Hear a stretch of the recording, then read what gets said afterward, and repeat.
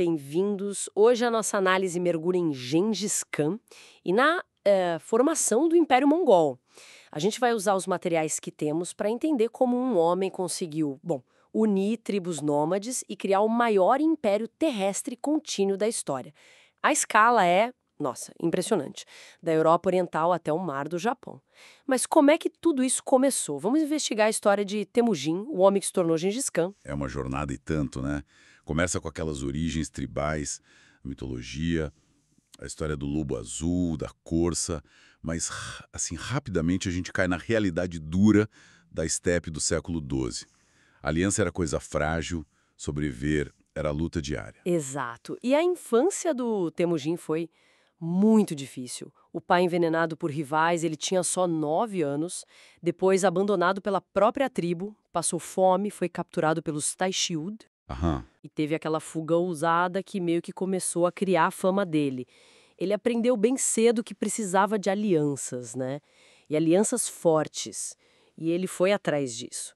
Fez aquela ligação importante com o Toghrul Khan dos Queraitas, mas, claro, também teve traição, rivalidade, até com Jamuka, que era amigo de infância. E sim. aqui tem um ponto-chave, eu acho, de como ele mudou o jogo. A decisão de dividir os espólios de guerra com os guerreiros comuns, sabe, com as famílias deles, não só com a nobreza. Isso. Isso gerou uma lealdade imensa, mas vinda de baixo para cima. Ele criou um exército fiel a ele, né? Não só as linhagens. Foi uma ruptura. Totalmente. Essa abordagem, baseada no mérito e não só no sangue. Isso foi revolucionário para a época.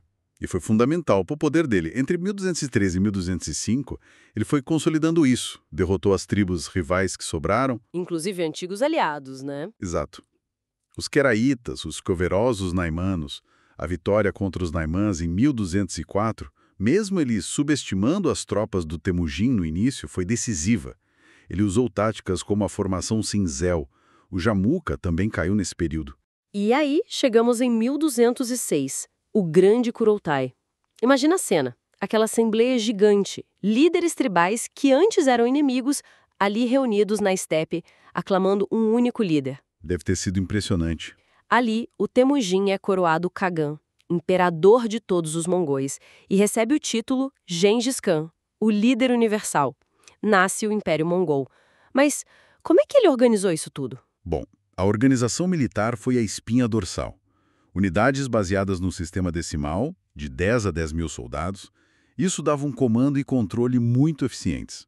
Ele criou a Kashig, a guarda imperial de elite super leal. Certo. É fundamental, ele instituiu a IASA, um código de leis escrito. Era mais que regra, sabe?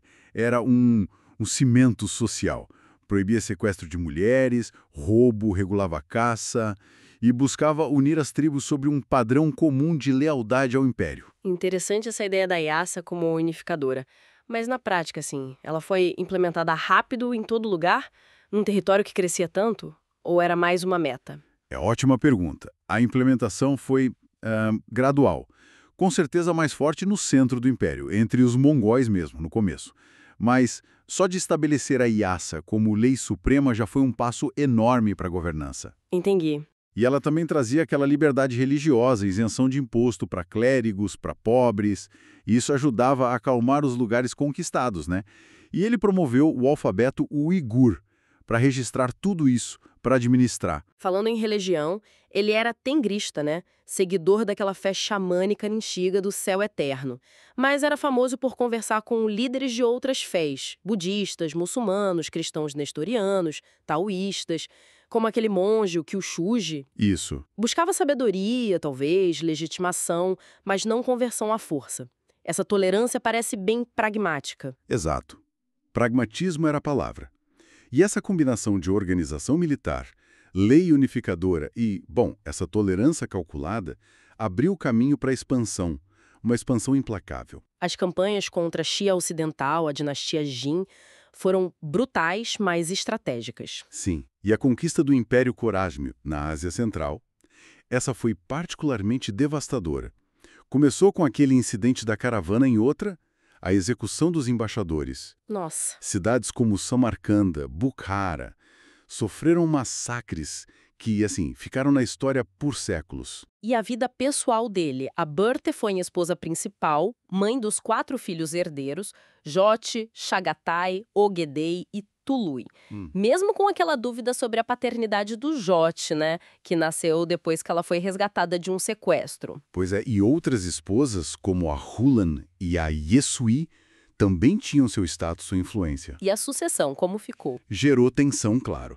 Tinha rivalidade entre o Jote, que o Chagatai questionava, e o próprio Chagatai, que tinha um temperamento forte. Era um risco. Imagino. Então, Genghis Khan, de novo, pragmaticamente, escolheu o terceiro filho, o Ogedei, para ser o grande Khan. Ele era visto como mais estável, mais conciliador. O Jote acabou morrendo um pouco antes do pai, em 1226. E o próprio Gengis Khan morreu em 1227, durante a campanha final contra Xiao Ocidental. A causa até hoje é meio um mistério, né? A doença, a queda de cavalo, algum ferimento. Exato. E o local do enterro dele foi mantido em segredo absoluto, como ele queria. Nunca acharam. Incrível. E ele deixou um império dividido, entre os filhos e netos. Ogedei como grande Khan, Chagatai na Ásia Central, Tolui na terra natal mongol e os filhos do Jote, o Batu e o Orda. Ficaram com as terras a oeste, que depois viraram a Horda Dourada. Um legado complexo. Muito. O império multiétnico baseado em mérito, na Lhasa, que apesar da violência extrema da criação, gerou a Pax Mongólica, paradoxalmente. Então, o que a gente tira dessa análise toda? A ascensão incrível do Temujin, essa unificação dos mongóis com inovação e força bruta, a criação de um sistema imperial que durou e uma expansão que, bom, mudou o mapa do mundo. Precisamente. E fica a reflexão, né? O Império Mongol unificado durou relativamente pouco, mas conectou Oriente e Ocidente de um jeito sem precedentes. Transformou tudo. Se a gente pensar na velocidade e nos métodos dessa conquista, o que isso diz sobre as dinâmicas de poder, de formar impérios e sobre a própria natureza da conexão global naquela época? E será que a gente ainda vê ecos disso hoje?